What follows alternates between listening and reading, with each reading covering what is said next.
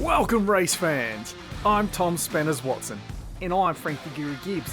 And welcome to the epic new stadium sprint track. That's right, tonight the Group N cars are racing head to head in a battle for points, and also there's a bonus point up for grabs for the best time overall.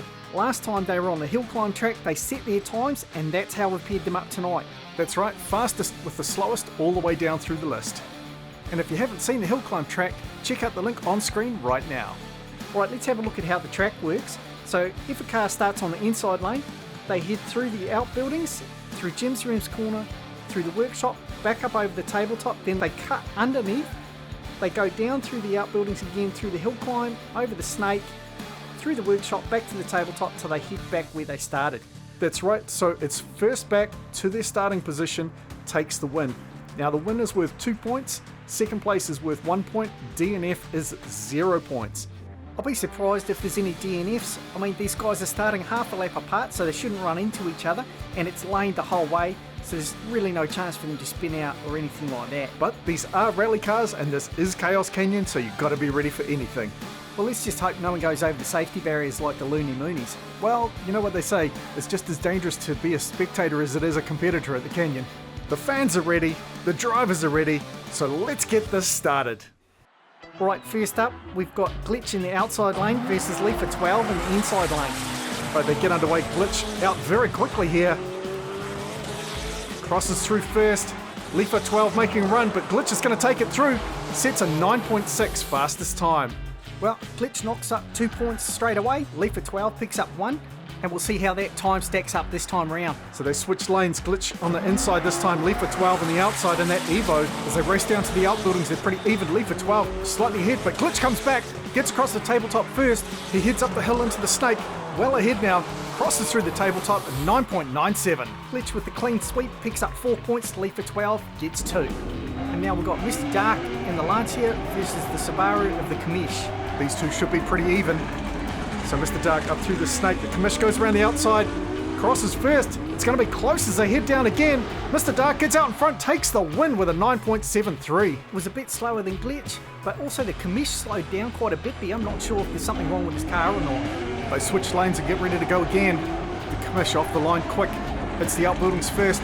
Mr. Dark coming around the outside, gets back ahead as he goes over the tabletop. In through the snake, looks like a good lead here, a 10.13. Kamish definitely slowing down there. So Mr. Dark picks up the full 4 points and the Kamish gets 2 after another clean sweep. John Receiver in the Mustang versus McMoody in the Ford Fiesta. Receiver out quick. Oh, and McMoody's over. We had to stop John Receiver there before he came around and ploughed into McMoody. Yeah, let's have a look at the Granny's Muffins replay and see what happened. So there you see Receiver going through, and then McMoody's giving it the beans trying to catch up. Oh, he just overcooks it into the Jim's Rims corner. Look at that. Rolls up, slides down the track. Now luckily we got the word to John and stopped him before he ran into him. So John picks up 2 points automatically. McMoody 0 as they switch lanes. They head out again. Receiver is flying this time. The camera's struggling to keep up, but he's not waiting around as he feeds at the Jandal up over the tabletop for an 8.77 that time. But where's McMoody? I think he went right off track, mate. Let's go back through the replay. So, just like last time, he totally overcooks it going up the hill climb, and look at that, into Jim's Rims corner, and he bounces off Jim's sign and slides on his roof and slides down into the car park. So that's 4 points for John Receiver and none for McMoody. Time for a quick break. We'll be right back. Release your inner Frank with this classic Give It the Beans t-shirt available from chaoscanyonmerch.online.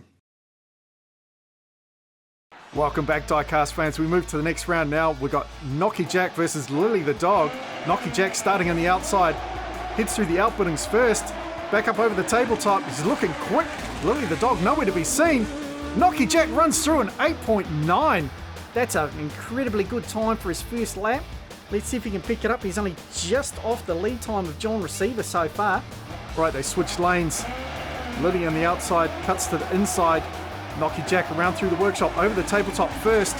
Back through the start finish, over the snake, up to the top. Takes the win, 9.13, so a little bit slower, but picks up the 2 points again. So 4 in total for Knocky and 2 for Lily the dog. Now we go to Cretin in the outside lane and Scooter Roundwell in the Civic in the inside. So Cretin looking good here.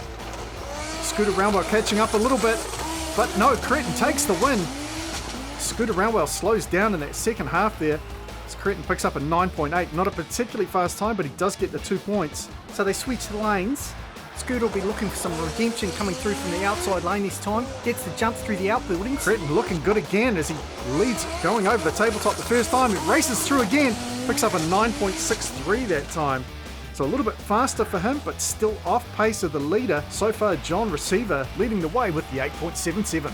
Now the battle of the Eds, Drabhead and the Escort outside, and then the Safari on the inside is Eddie Winslow. They hit the outbuildings dead even.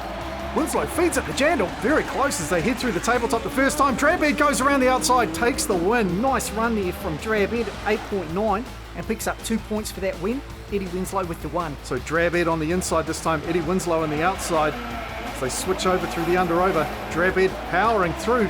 First across the tabletop. Can he hold on, or is Winslow going to catch him up again? Runs through again, flat 9 this time. Just a fraction slower, but still proving he's got some good pace there. Picks up 2 wins in a row. So far, all of the winners taking both races. Now we've got Big Mac versus Lightning Jim. Lightning Jim had a disappointing run on the hill climb, but Big Mac looking very sharp there as he blazes through. Oh, Lightning Jim pushing hard, almost came back at him there, but Big Mac holds on for the win and the 2 points. So they switch lanes. Lightning Jim looking for redemption this time.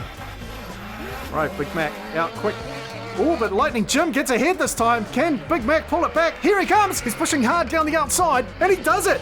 What an incredible run from Big Mac there. Fantastic piece of driving there from Big Mac under all sorts of pressure, but pulled it back from Lightning Jim. It's time for the final matchup between Chips McGee, the top qualifier, versus Coast, who didn't manage to post the time before. Let's see how fast he is now. My money's on Chips absolutely smoking. They're pretty even as they cross the tabletop the first time. Chips puts the hammer down, takes the win, but a very slow 10.13. And what happened to Coast? Mate, he's so far behind, he probably thinks he's first. That's ridiculous. He's like a day behind here. Chips McGee picks up the 2 points. Coast picks up 1. At least Coast actually managed to finish a lap, unlike on the hill climb. They switch lanes and get ready to go again. Surprised that Chips was so slow after setting the pace on the hill climb track.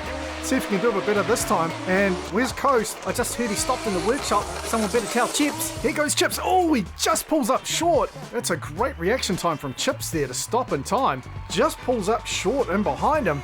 Chips was running a bit slower on that lap, so even though he got held up by Coast, he still wasn't going to beat his previous time, so that time still counts. It's not the fastest time in the night, but he's still going to pick up 2 wins. And not to mention, he did a great job of not trashing his car by slamming into the back of Coast. But let's have a look at the scores. So John Receiver, a beautiful drive tonight, picks up an 8.77, gives him the best lap time, so he picks up a bonus point, and that puts him at the top of the table so far, along with Chips McGee from Live Young Diecast, who brought that extra bonus point into this round after being the top driver on the hill climb track. And then at the other end of the scale, we've got McMoody posting a 0 after 2 total DNFs and Coast with a single DNF, but at least he actually managed to finish 1 lap tonight. And I'm really surprised that every winner did a clean sweep tonight. 2 races in a row. I was fully expecting a couple of win one, lose one type events, but everybody that was on form picked up both races tonight, proving there was no lane bias as well, which is just fantastic. So next week, we've got the Group A Modifieds having their crack at the Epic Stadium track. Who's going to take that sprint out? It's going to be a lot of fun. Plus, remember to get your own rally t-shirt over at chaoscanyonmerch.online. Alright, I'm Tom Spanners Watson, he's Frank the Guru Gibbs.